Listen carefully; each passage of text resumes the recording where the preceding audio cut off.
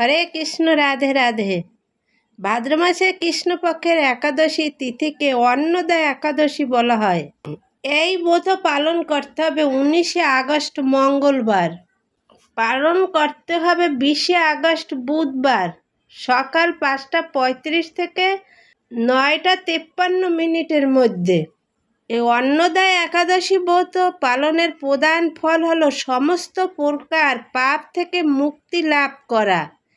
এই ব্রত পালনে শরীর ও মনকে পবিত্র করে এবং অতীতের সমস্ত পাপ শক্তিকে দূর করে। ভক্তি সহকারে এই ব্রত পালন করলে মহান আধ্যাত্মিক পুণ্য লাভ হয় এবং ভগবান বিষ্ণুর কৃপা প্রাপ্ত হয়। এই একাদশীর উপবাস হজম শক্তি উন্নতি করে এবং দেহকে বিষ মুক্ত করতেও সাহায্য করে। যথাযথভাবে এই ব্রত পালন করলে জন্ম ও মৃত্যুর চক্র থেকে মুক্তি অর্থাৎ মোক্ষ লাভে সহায়তা করে। যিনি শ্রী হরির অর্চনে এই ব্রত পালন করেন তিনি সর্বপাপ মুক্ত হন। এমনকি এই ব্রতের নাম শ্রবণেই রাশি রাশি পাপ বিদরিত হয়ে যায়। যে মানুষ নিষ্ঠা সহকারে এই ব্রত পালন করেন তিনি শ্রী হরির চরণে ভক্তি লাভ করে অবশেষে দিব্যধামে গমন করেন। এই ব্রতের মাহাত্ম্য পাঠ ও শ্রবণে অশ্বমেধ যজ্ঞের ফল লাভ হয়। এই ব্রতের মাহাত্ম্য হল, প্রাচীন কালে হরিশ্চন্দ্র নামে এক নিষ্ঠাপরায়ণ সত্যবাদী চক্রবর্তী রাজা ছিলেন। পূর্ব কর্মফল ও প্রতিজ্ঞার সত্যতা রক্ষায় তিনি রাজ্যভ্রষ্ট হন। অবস্থা এমন হলো যে তিনি নিজের স্ত্রী, পুত্র এবং অবশেষে নিজেকেও পর্যন্ত বিক্রি করতে বাধ্য হলেন। হে রাজেন্দ্র, এই পুণ্যবান রাজা চণ্ডালের দাসত্ব স্বীকার করেও সত্য রক্ষার্থে দৃঢ় নিষ্ঠা প্রদর্শন করেছিলেন। তিনি শ্মশানে মৃত ব্যক্তির বস্ত্র ও কর রূপে গ্রহণ করতেন। এইভাবে তার বহু বৎসর কেটে গেল।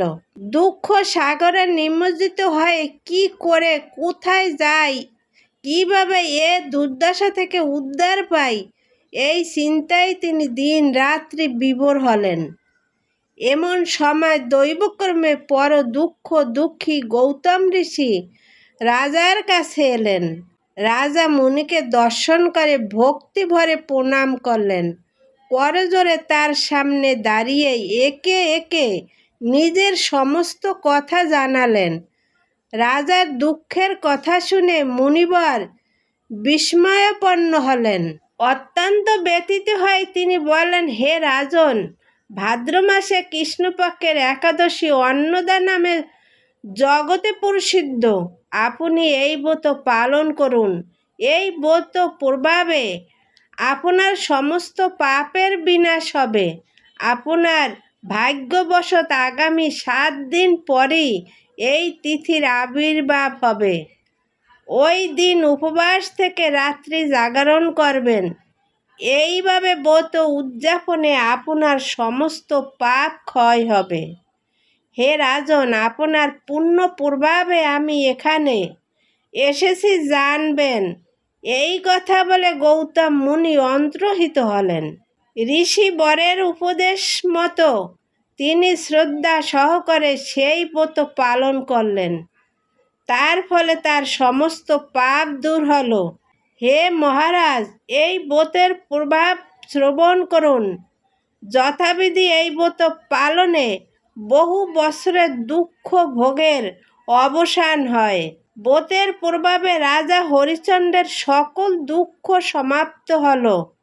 পুনরায় তিনি স্ত্রীকে ফিরে পেলেন এবং তার মৃত পুত্রও জীবিত হল।